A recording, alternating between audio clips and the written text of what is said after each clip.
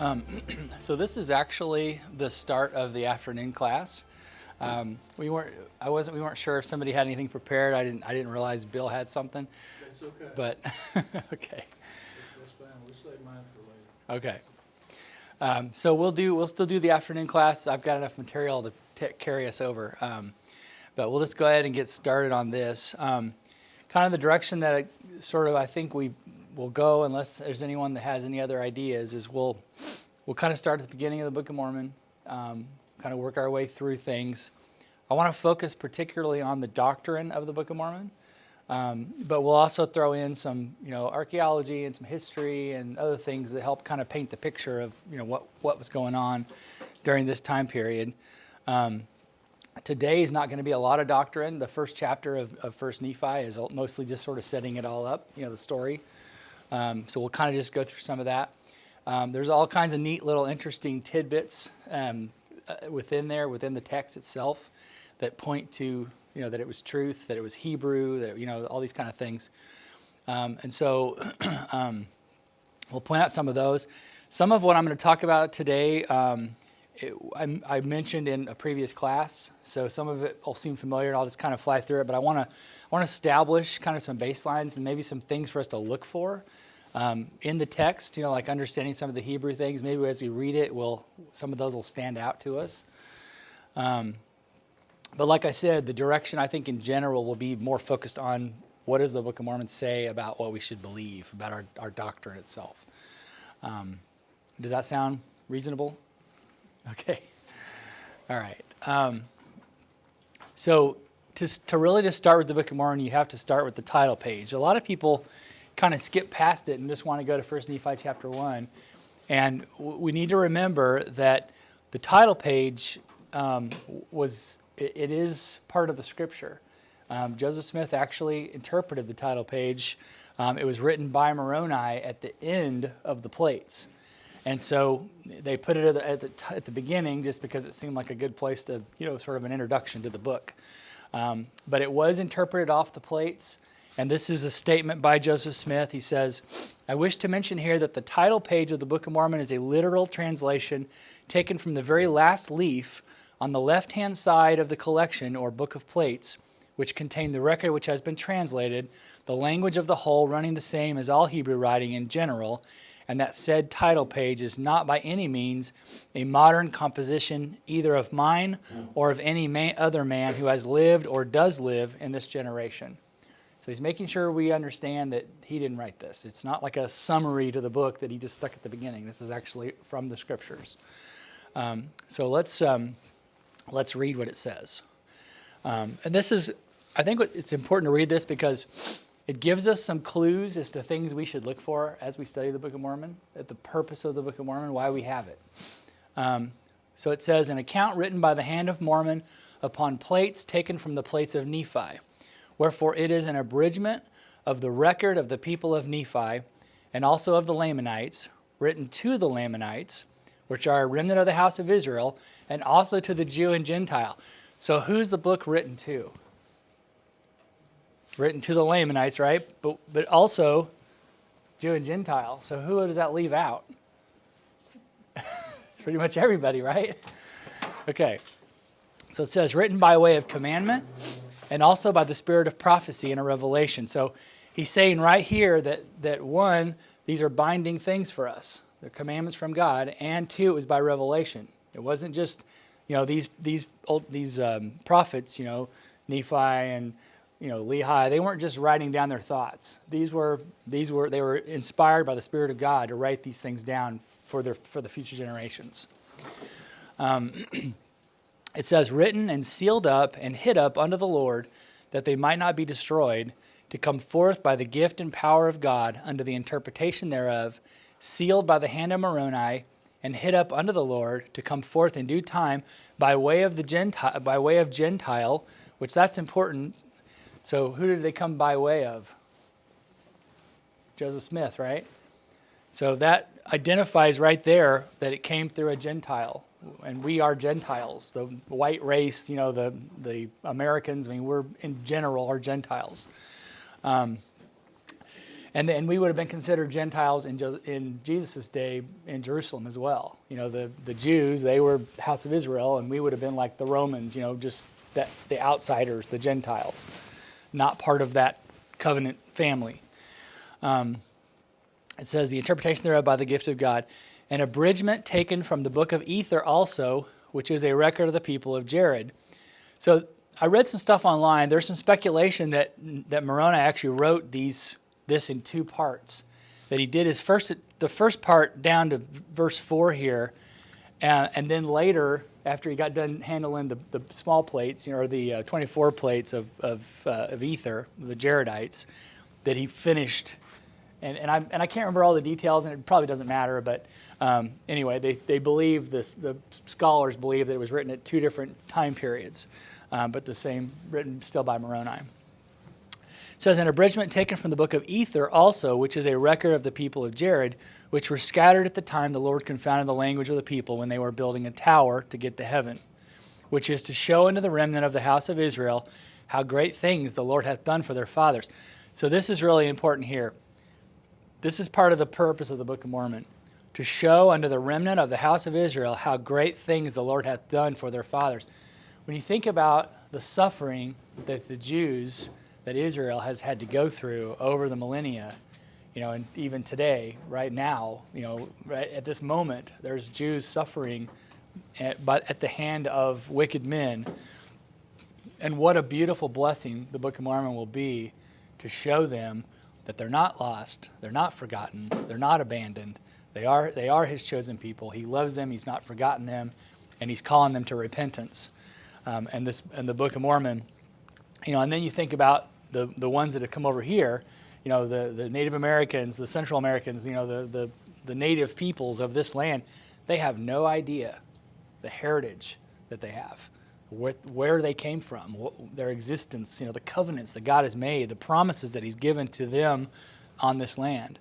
And so this is something that the Book of Mormon, that's the purpose of the Book of Mormon. And I feel like the Book of Mormon has not reached its potential. It's been delivered, we have it, us Gentiles have read it, we studied it, but it has not gone forth in power among the native people, among the covenant people, revealing unto them who God is and how much he loves them, that they're not lost. And I think that's something that we have to look forward to. It says, which is to show to the remnant of the house of Israel how great things the Lord hath done for their fathers, and that they may know the covenants of the Lord, that they are not cast off forever. And also, and this is another part of the purpose of the Book of Mormon, to the convincing of the Jew and the Gentile that Jesus is the Christ, the eternal God. He's not, the LDS believe that Jesus is a brother. Satan and Jesus were brothers, right? Both fighting for position, and God picked Jesus. That's not what the Book of Mormon tells us. Jesus is God who took upon himself flesh and came down here. He's not brothers with Satan. Satan was an angel that fell. And so that's a doctrinal thing that's I guess that's our first piece of doctrine that we can look at. But it says, manifesting himself unto all nations. And now, if there be fault, it be the mistake of men. Wherefore condemn not the things of God, that ye may be found spotless at the judgment seat of Christ. Any thoughts or questions or comments? No?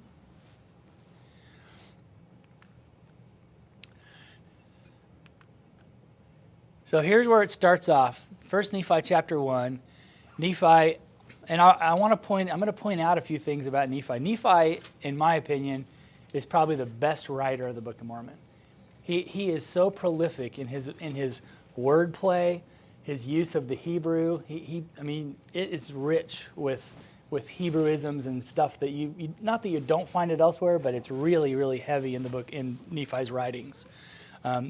He was an amazing man. I think he's on my top five of people I'd like to meet someday. And I will point out some of the things that he wrote. So he says, I, Nephi, having been born of goodly parents, therefore I was taught somewhat in the learning of my father. Should we turn this light off? Would that help? Would that help a little bit? of my father, and having seen many afflictions in the course of my days, nevertheless, having been highly favored of the Lord in all my days, yea, having had a great knowledge of the goodness and the mysteries of God, therefore I make a record of my proceedings in my days. So he's reflecting back on everything that's happened to him, the journey that he took, and all the suffering and all the things that they experienced. And he's praising God, this great knowledge and the goodness and the mysteries of God. And so now he's going to make this record. It says, "Yeah, I make a record in the language of my father, which consists of the learning of the Jews and the language of the Egyptians." So do we know why he would use the language of the Egyptians? You ever thought about that? What's that? It takes up less space. Okay, takes up less space. So what was happening in Egypt when in relation to Israel, like, 1,000 years before Christ, 1,500 years before Christ? That's the time of the Exodus. Right. Yeah, so Egypt was the United States of that time. I mean, it was like the power, the power culture. It was language, culture, the pyramids, all that kind of stuff was all going on in Egypt. Egypt was the superpower of their day. And a lot of Egypt's culture and language and everything, writing, it carries into Hebrew, into the Hebrew writings, because where were they for 400 years? Remember? So Joseph went into Egypt, went in as ended up second in command, right? Went in as a slave and became second in command through God's miracles.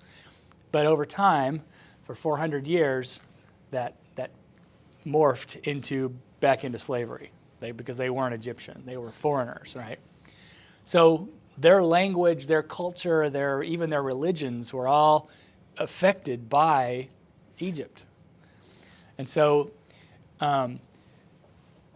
he had the learning of the Jews, so he had the culture and the knowledge and the language and all that of the Jews, but he wrote in the language of the Egyptians.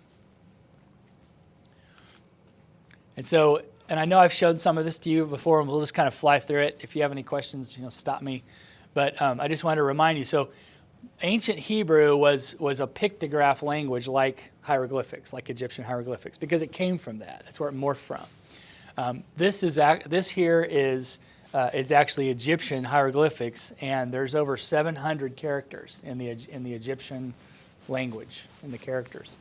And so the Jews, the Israelites, ended up using just 22 of those characters, make up their language. And even today, there's still just 22 Hebraic characters. And they're different. They look different than they did then, but they're still just 22. And so Hebrew has changed over time. In like English, if you were to read like an old English, like even something like Dickens or something from 100 or 200 years ago, it sounds a lot different than the way we speak, right? They use words we don't use. They use, it's more formal. It's changed over time. Well, the Hebrew language has also done that, and we're talking several thousand years of change, And so this is ancient Hebrew. These are examples that, like the original Hebrew that was taken from the Egyptian hieroglyphics, and you can see, you got you can see the shape of people and maybe fish, and they're using pictographs to depict things. So it wasn't phonetic. No, it was pictorial. Yep. And so then the Middle Hebrew, takes place. This is about from the 12th century BC. So about what maybe the 1300s BC. I can't remember how that works. But anyway, this is what they were using, Middle Hebrew, and you can tell that you stopped seeing the little men, little stick men, and stuff like that. You started seeing actual formation of letters. And so it says here, the conquest, so this is what you get, this is what Lehi would have been writing in, Nephi would have been writing in. This was their time period. This is prior to the Babylonian conquest, which Lehi, of course, prophesied of. This was the way they would have written in King Zedekiah's day. So Zedekiah and King Zedekiah and his sons were captured. After Lehi left Jerusalem, the Babylonians invaded, Israel, and King Zedekiah was captured as well as his sons. The sons were executed in front of their dad, in front of King Zedekiah, who was then blinded and taken to Babylon along with many others. And this was in 587 BC. And this was King Nebuchadnezzar. And that's when they destroyed the temple as well. And then Judah got renamed. They started calling it Yehud, and it got renamed. And they were trying to basically wipe out all evidence that Israel had been a nation. And that ended the independent kingdom of Judah. That was the southern kingdom. Israel was the northern kingdom. There's two kingdoms. So that ended the southern kingdom. And that was when, Daniel, Shadrach, Meshach, and Abednego, that's when all that happened, was when they went with Nebuchadnezzar. So this is what they would have spoken before that happened. So then, after that happened, you start to see this change. And it looks a lot more like Arabic. If you compare Arabic to Hebrew, they're very similar in the way they look. There's a lot of the root words are the same. And the reason for that is because when they were taken into bondage, into Babylon, they were in bondage, and they began to kind of assimilate culture and language and all that. And then the Assyrians conquered Babylon, so they began to adopt the Assyrian culture and language. And so they ended up being 70. They were in captivity for about 70 years. So you think about, it's easy to throw out all these dates and not really think about the impact. So imagine if we got invaded by China, and they came in, they made us all, we lost our jobs, we lost our homes, where they put us in apartment buildings or whatever, and they're saying you have to speak our language, you got to stop going to church, you have to live you are now Chinese. And so you start adopting their language and their culture just to keep from getting killed, right? And so that's what happened. They took them out of their homeland, took them to Babylon, and then tried to force their culture upon them. And so they still kept some of their identity kind of hidden in the background, but they also you start to see their language changes and their culture changes, and some of them started doing idolatry, bringing in the gods and all that from Assyria and from Babylon. And then Cyrus the Great of Assyria decided to allow them to return back to their homeland and rebuild the temple. And so a lot of Jews today see Cyrus the Great as God's servant, because he freed them and let them go back to their homeland, even though he was a dictator. He let them go back to Jerusalem, but they were still under his rule. But their language, you see a real shift in the way they wrote and everything once they came back. And so they term this the late Hebrew period after the Babylonian conquest. And this is what would have been written and spoken, right before Jesus came, right around that time period. And then modern Hebrew started about 11th century BC. This picture is out of the Aleppo Codex, which is one of the early manuscripts of the Bible. This is actually Joshua 1:1. It dates to about 920 AD. So, and it's one of the oldest that's right. Yeah, AD. So it's one of the older texts that we have of the Bible. And then, so you would think, if Lehi came over here and they wrote in the language of the Egyptians, you would think that you would see some evidence here of that writing, right? And you actually do. We actually have a lot of evidence of that all throughout the New World. And it's kind of been, science says, oh, that's fraudulent. The Hebrews weren't traveling to this, so that somebody just made that, and somebody scratched it on a rock and called it old, and so a lot of these things are literally locked away in museum, storage areas as frauds. They'll see them, they'll buy them, and they'll figure out, they think it's a fraud, and they throw it in a box, and it's hidden away. There are a few that are on display. This is one of them. This is what they call the Bat Creek Stone. It was found in 1889 in Tennessee. It was was a professional archaeological excavation, so it's not just some guy showed up with a rock and said, "Look, I got," this was actually an actual professional dig, and it was actually being done by the Smithsonian. It was a Smithsonian institution dig in Tennessee. They called it it was the Bureau of Ethnology. This was in 1889, and it was called the Mound Survey Project. So in the 1880s, they were finding all these Indian burial, all these mounds. They weren't burial, but all these mounds all over the whole United States. And farmers were tilling up their fields and finding all these things, these stones with writings on them and all that. And so they started looking for these things, and this was one of these digs, and they found this stone. And it was actually found along the bank of the Little Tennessee River near the mouth of Bat Creek. So that's why it got the name, the Bat Creek Stone. So they thought that the stone was what they called Paleo-Cherokee. It was like the ancient Cherokee language. So they got the stone. They actually displayed the stone in the Smithsonian and called it, Paleo-Cherokee. And a man in 1964, he was a patent attorney. His name was Henry Mertz, and he was a Hebrew linguistics expert. And he was also with another man named Cyrus Gordon. They were at the Smithsonian, and they saw this stone, and they said, "Wait a minute, that's not Cherokee, that is Hebrew, it's upside down." So they flipped the stone over, and it's perfect Paleo-Hebrew. And what this actually says in Hebrew is, "for the Judeans." So it may have been we don't know what it was. It may have been some kind of a headstone, or we don't know what it was. It was broken, so part of it's missing, But it said, "for the Judeans" in perfect Paleo-Hebrew.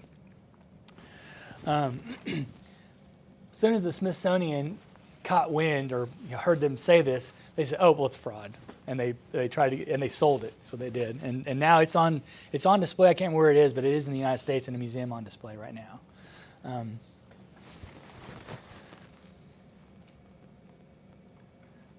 So then they actually have done some other work with it. So in 1988, they found some wood so this thing was upside down in a creek, and it had some wood fragments, like little tiny microscopic wood fragments in the things, and they took them out. They were able to get them out of there, and they did testing on them, and so the wood dated in a date range between 32 A.D. and 769 A.D. So the latter part of the Book of Mormon fits when this was written. So, we don't know who wrote it, obviously, but it fits the time period of the latter part of the Book of Mormon. So this is another one. This is called the Keystone. That was found in June of 1860. And it's in Paleo-Hebrew as well, and it's got phrases written on each side of it. There's 4 sides, and the phrases say, "Holy of Holies, King of the Earth, the Law of God, and the Word of God," is what they all interpret. And we don't really know what it was used for. It looks like maybe a weight of some kind. It's too heavy to be an arrowhead or a spearhead, but it's not sharp, so I don't know. This one here is really interesting. This is called the Newark Decalogue Stone, and it was found in 1860, and it was, the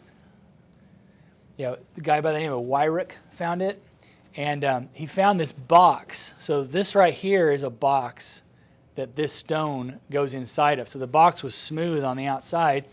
He didn't know what it was. When he opened it up, he found this little kind of statue thing that's got writing all over it and shows a man standing in the middle. And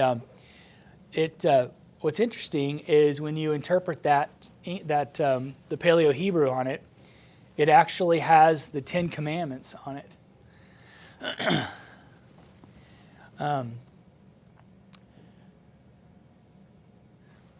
And so anyway, there's a bigger picture of it, but all of this is this Paleo-Hebrew written all around it, And I think it says Moses on it. I believe it says, I don't have it in my notes, but I think it said Moses or Moshe on it, which is Moses in Hebrew.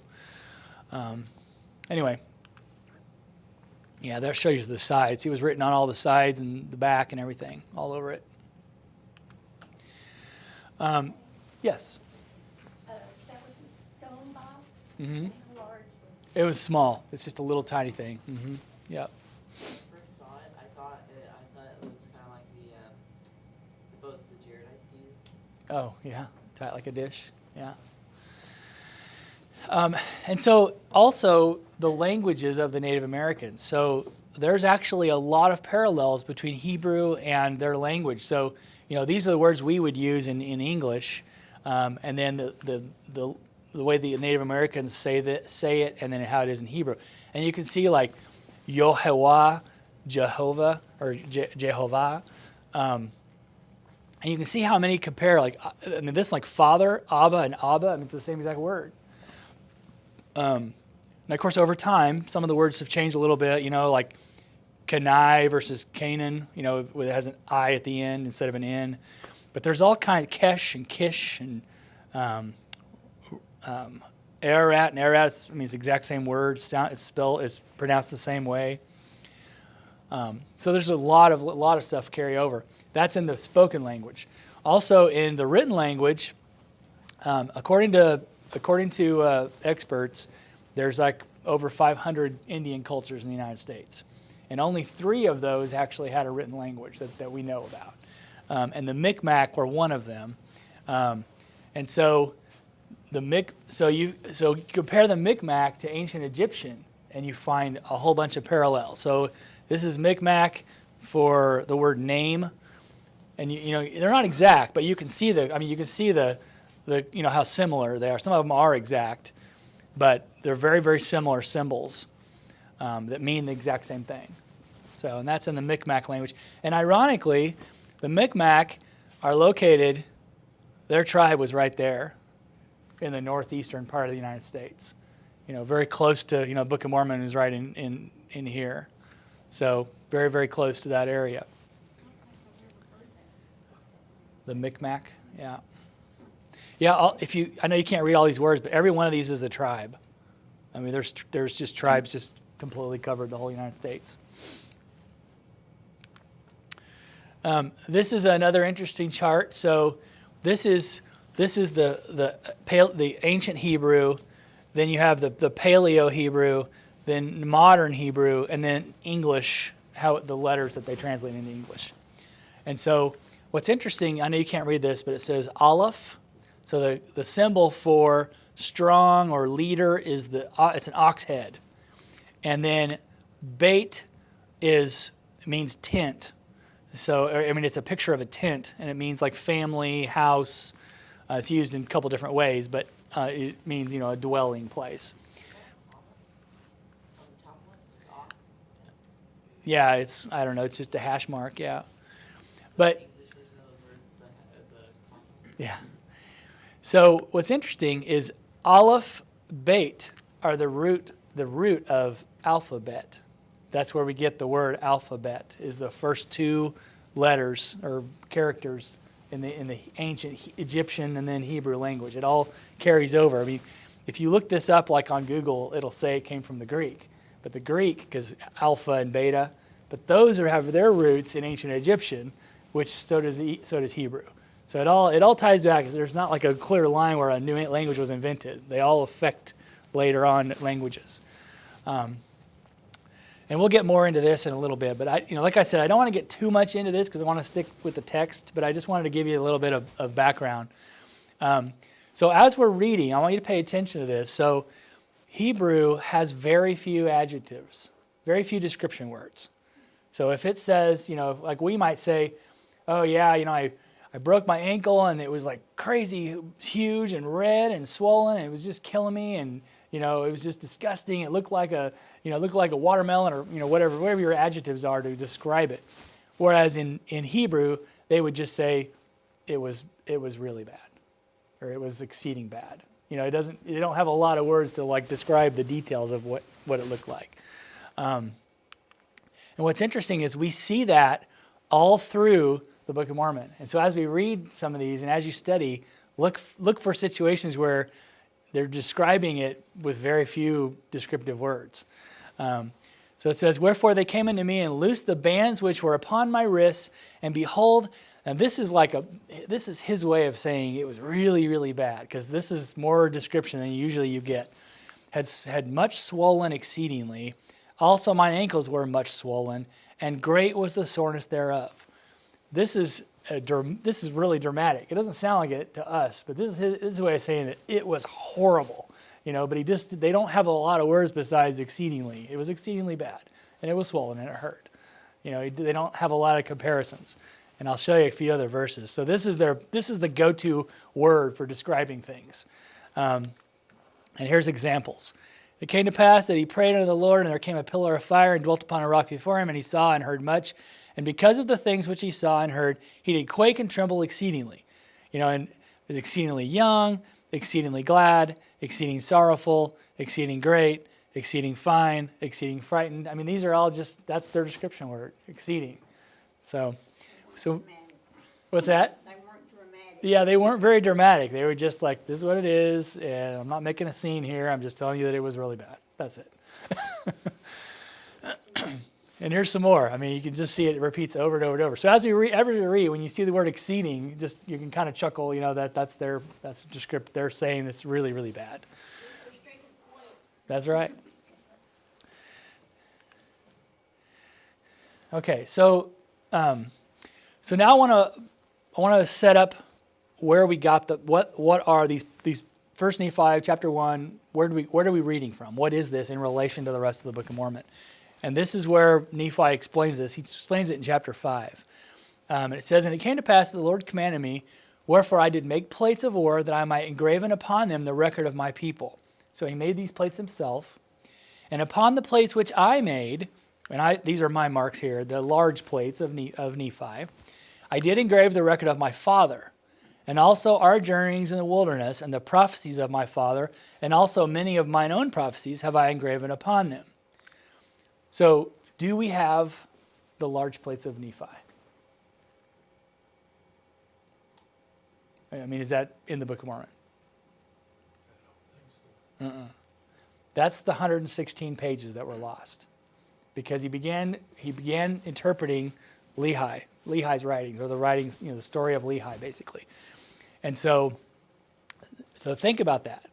116 pages of the Book of Mormon were lost. Just gone. And what that was the record of his father, the record of Lehi. So Lehi's record, Lehi's experiences, Lehi's testimonies. It also talks about his journeyings in the wilderness, talks about prophecies that he gave, and also some of his own prophecies.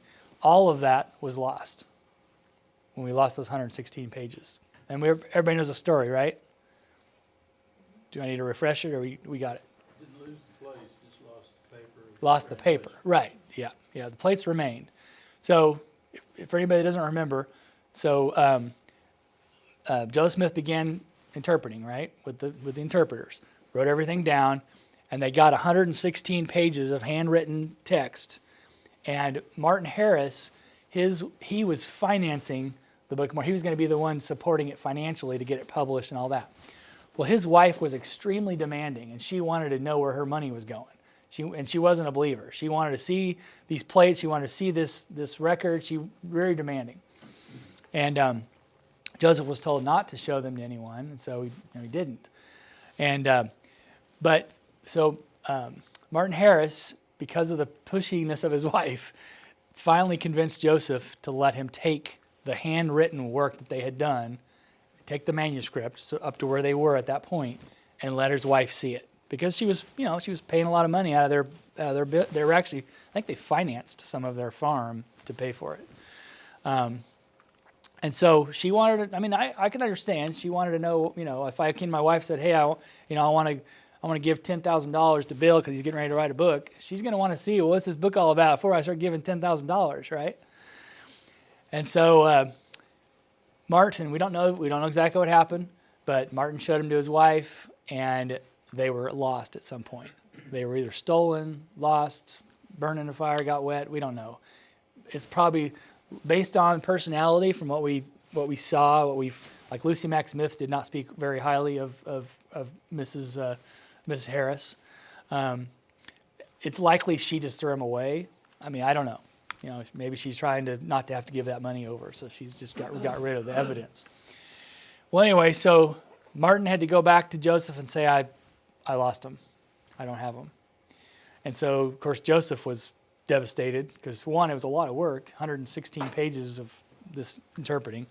And he knew that he'd failed God because God had told him, you're not supposed to show these till it's done, and we'll publish it.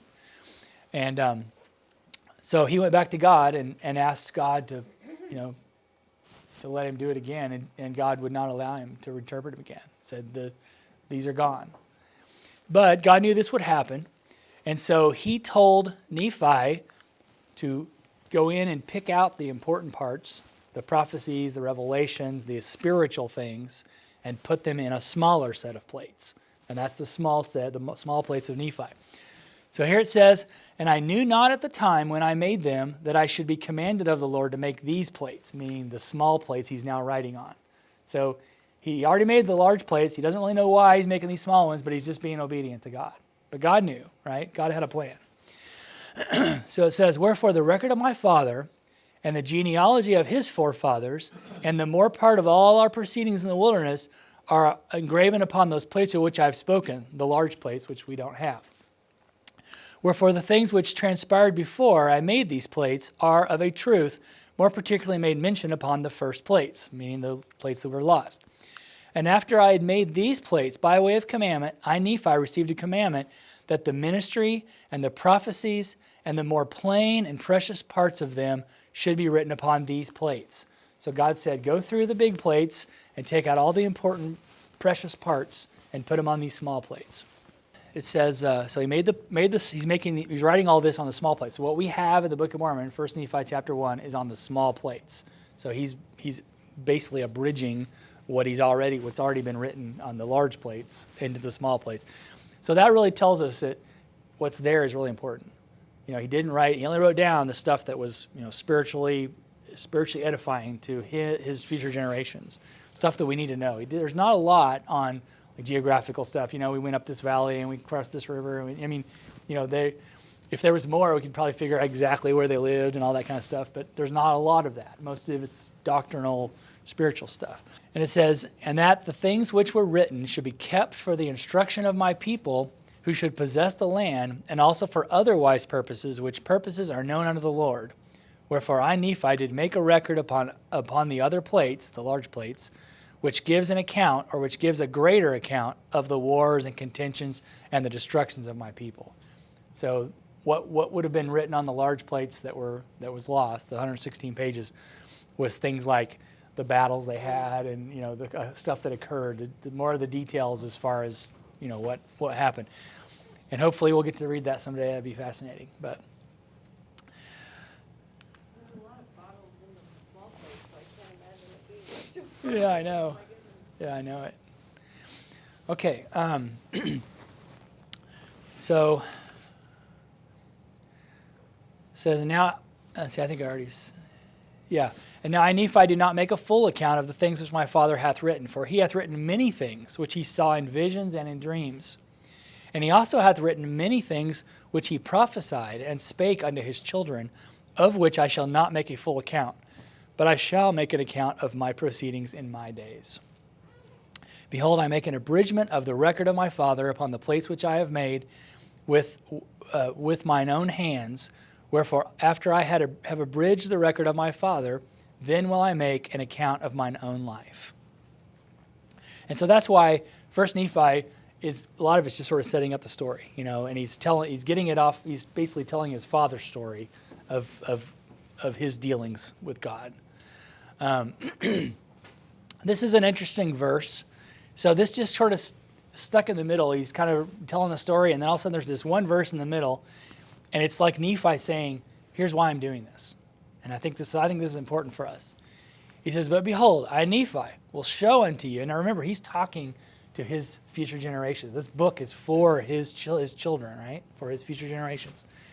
It says, "Behold, I, Nephi, will show unto you that the tender mercies of the Lord are over all them whom he hath chosen, because of their faith, to make them mighty, even unto the power of deliverance." That may seem just like just a basic phrase, but there's a lot of power in what he's saying. He's saying everything, and you got to remember, he's not. I mean, think about taking the Book of Mormon and writing it all word for word. How much work that would be. Now think about taking it and tapping it into metal plates, all those words. I mean, how hard would that be? After making the plates, yeah, exactly. But he's doing this sacrifice for his future generations to know or to show that God's tender mercies are over all those whom he has chosen, and he's chosen them because of their faith, because of their repentance, humility, their faith on him. And then the result of that is they'll become mighty spiritually, even under the power of deliverance. So they'll be freed from death, spiritual death, which we are all destined to without repentance, right?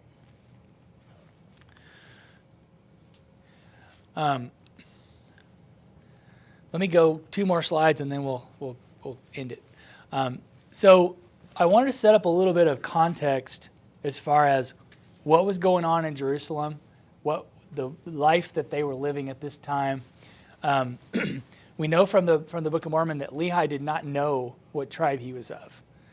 He says when he got the brass plates, it says as he read them, he was amazed to find out that he was directly descended from Joseph, and that he was a son of Manasseh. Right, so he didn't know who he was. He was a rich, wealthy guy living in a major metropolitan area, just living his life. He wasn't a leader in the church. He wasn't a prophet or anything like that. He was just a humble man that was just raising his family. And so this is an artist's rendition of what they think the Temple of Solomon looked like in 600 BC, and this would have been the time of Lehi. So David captured Jerusalem in 1000 BC and made it the capital. Solomon built the temple to place the Ark of the Covenant. And, of course, this is what they believe it looked like. And then the Babylonians, in just a few years after this, the Babylonians came in and destroyed everything. And that's when the Ark disappeared. The Ark of the Covenant disappeared. And now today it's in a German, where it's in a warehouse. Oh, no, wait, that's not. That's a different story. So this is just kind of a timeline or to show you kind of the history. So David, 1060 BC, he's got the United Kingdom. All of Israel's under one banner. They got King David. Everything's going great. And same with Solomon. He's the wisest man that ever lived. And then he started to let idolatry come in. He started, he had multiple wives. He let idolatry enter into the kingdom. His wives were non-Christian, whatever you want to call it, not Jewish, and they were pagan. They brought in idols, and he actually set up some idols in the temple, in the grounds of the temple. I mean, just horribly blasphemous stuff. And so because of that, he was cursed, basically, and so was Israel for having fallen into idolatry. And so in 975 BC, the kingdom split. Solomon died, and it split into 2 kingdoms. That's where he had his son Rehoboam and Jeroboam. Right. Jeroboam was a general that worked under Solomon, and the prophet came and told him about that you've got to make things easier on the people, and then his son says, I'll give you scorpions, whatever. He said that made it worse, so it splits the kingdom up there. Yeah. And the southern kingdom stayed with Solomon's son. Mm-hmm. Yeah, thank you. And so the southern kingdom was what became known as Judah, right? And the northern kingdom became known as Israel. So sometimes when you in the scriptures, depending on what it is, if it's saying Israel, it may be talking about the northern kingdom, not all of Israel as a whole, or not like we think of Israel as a whole. And so the prophets that were of these 2 different kingdoms, if the northern kingdoms were the 10 tribes, you got Elijah and Elisha and Amos and Hosea and Jonah. These were all from the northern kingdom. The northern kingdom ended up getting taken into captivity in 721 BC. They were taken before all this, before the Babylonians, taken by the Assyrians in 721. And so that's where the 10 tribes were lost. The lost tribes of Israel, they were taken into all parts of the world, scattered, run for your life. They lost their culture, they lost everything. And today, many of them don't even know that they are descendants of that heritage. And that's part of the purpose of the Book of Mormon, to reveal that. And so then you've got the southern kingdom of Judah, which primarily was the tribes of Judah and Benjamin. So Joseph, the tribe of Joseph, would have been part of these lost tribes, which of course we know Lehi was tribe of Joseph. And so the Lamanites were one of the lost tribes of Israel. Not lost to the Lord nor to us, because we have the Book of Mormon, right? But lost to themselves, I guess. But in the southern kingdom, in the kingdom of Judah, you have Obadiah, Joel, Isaiah, Micah, Nahum, Jeremiah, and these are the prophets that kind of were part of that deal. Well, Lehi, he lived in Jerusalem, so he wasn't part of this. Even though he was of Manasseh, he wasn't part of this timeline. He went to this timeline because he didn't know who he was, and so Lehi departs. Jeremiah was the prophet that was contemporary with Lehi. He was the prophet that was and Isaiah was like the hero. I mean, he was the prophet 150, 200 years before Lehi, who they really looked up to, and they quote him a lot in the Book of Mormon. And so Lehi departs, and that's when you have the split. And the rest of it continued on. Lamentations, they're taken off into Babylonian conquest in 587. That's when you have Daniel and all that. So this is an artist's rendition of what they think Jerusalem would have looked like in 600 BC. It was up on this platform with the wall around it, and the temple that was built. So this remained like this until about 70 AD, when the Romans came in and tore it all down because of the revolts, the Jewish revolts. Romans said, "We've had enough of you Jews," and they came in and destroyed all of it, tore it all down. And then they built a temple right on the temple spot and dedicated it to Jupiter, to the god of I forget what Jupiter was the god of, but anyway, the temple was dedicated to Jupiter.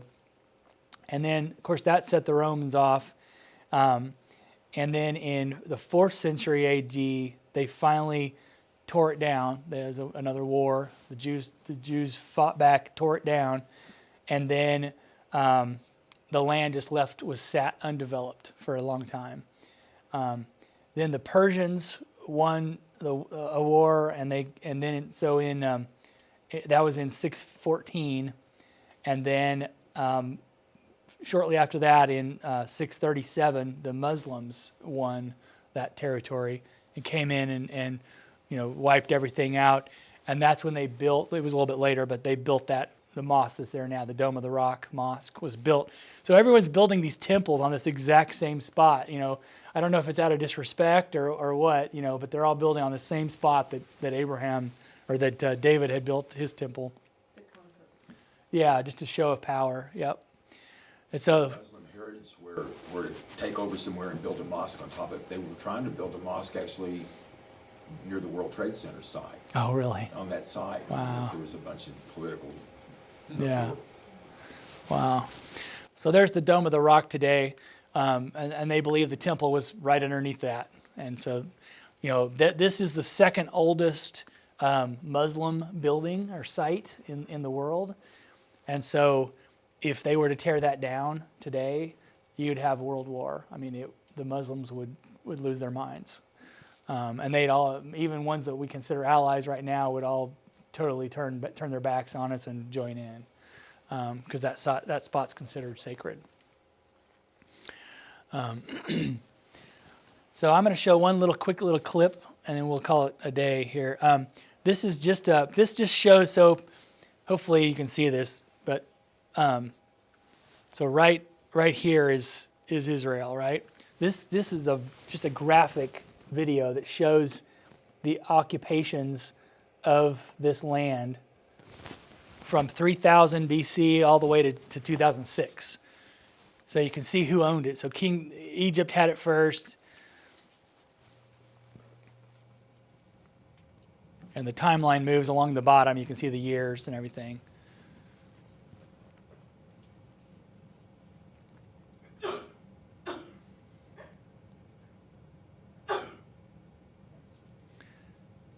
But it's amazing how disputed this little piece of land is. You know, it's not much bigger than the state of Tennessee, and yet it's world wars have started over it.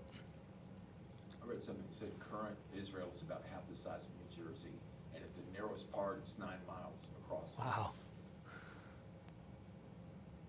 Of course, this was the time of Christ, Roman Empire, and then Byzantine Empire.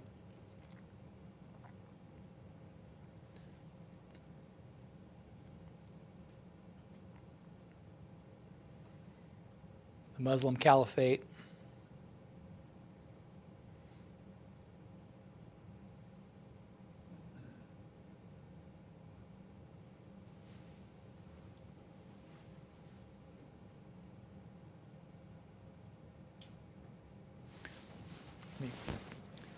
Let me pause this for a second.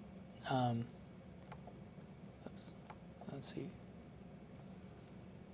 I can't see my line. Well, so when it was showing the Crusaders right here, the Crusader Kingdom. I don't know if you saw that. It was interesting. I read something the other day. So Columbus, one of his purposes for trying to find the New World was he was trying to find a route to the Indies, but what it was to make money to pay for more soldiers to take back the Holy Land. That was right in the middle of the Crusades, and all that stuff was going on. And in Spain, they wanted to win the Holy Land back because they were fighting for that land. And so that was the primary purpose, was to gain money. And so when they went to Central and South America, they looted as much as they could of all the gold from the natives there, all their jewelry and all that, because they were trying to get it back so they could take over the homeland, because they believed that spot was going to, they saw it as they were doing God's work. But what they were really doing was just creating more wars. It really, God doesn't need us to come up with our gold to buy it. It's going to come through His power. But anyway, it was just an interesting thing I read. Okay.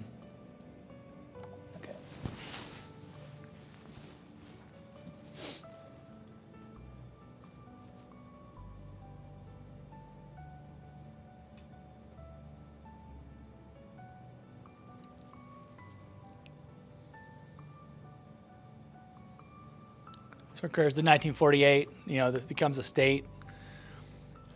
They couldn't occupy all of it. Even today, they've got, West Bank right here, and then you got the Gaza Strip there.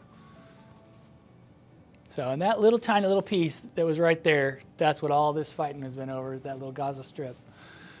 Well, we'll go ahead and end it there. We ran a little bit over. And we'll just pick this up after the potluck. Thank you.